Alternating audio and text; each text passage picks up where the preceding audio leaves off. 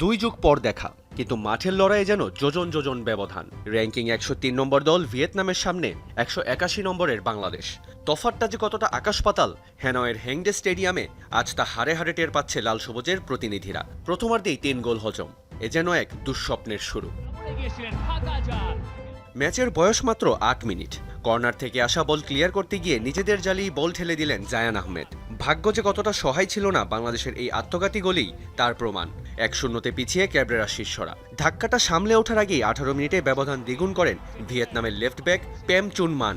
মাঝে শ্রাবণ দুর্দান্ত এক সেভ করে আশা জাগিয়ে রাখলেও বাংলাদেশের রক্ষণের ফাঁকফোকর ছিল চোখে পড়ার মতো। 38 মিনিটে এলো তৃতীয় আঘাত। দুর্দান্ত এক কোনাকুনি শটে স্কোরলাইন 3-0 করেন হাইলং। সচরাচর নেপাল, ভুটান কিংবা মালদ্বীপের বিপক্ষে প্রীতি ম্যাচ খেলে অভ্যস্ত বাংলাদেশ আজ ভিয়েতনামের গতির কাছে ছিল অসহায়। র্যাঙ্কিংয়ের 78 ধাপের পার্থক্যটা আজ যেন কথা বলেছে মাঠের পুরোটা জুড়ে। দ্বিতীয়ার্ধে অবশ্য দেখা মেলে অন্যরকম এক বাংলাদেশের। প্রথমার্ধের 4-3-3 ফরমেশনে মাঠে নামে সফরকারীরা, তবে দ্বিতীয়ার্ধে ফরমেশন বদলে মাঠে নামে ক্যাব্রেরা শিষ্যরা।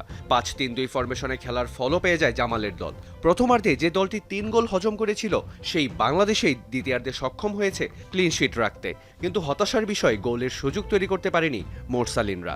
শেষ পর্যন্ত হার নিয়েই মাঠ ছাড়তে হয় লাল সবুজের দলের।